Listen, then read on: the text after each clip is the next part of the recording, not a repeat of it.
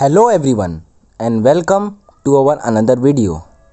Antonio Conte is officially the new manager of Tottenham Hotspur.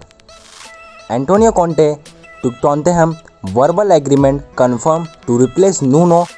The contract until June 2023 will be signed on Tuesday. The verbal agreement is completed.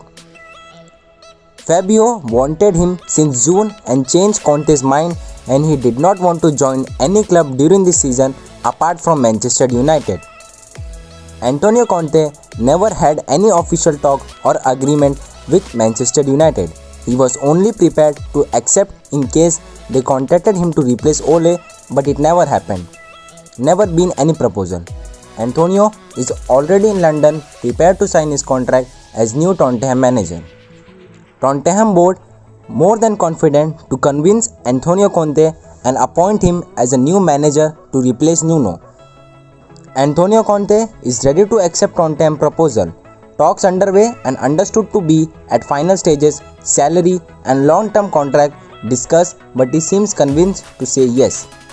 Antonio Conte is asking for an important plan for next transfer window and long-term contract.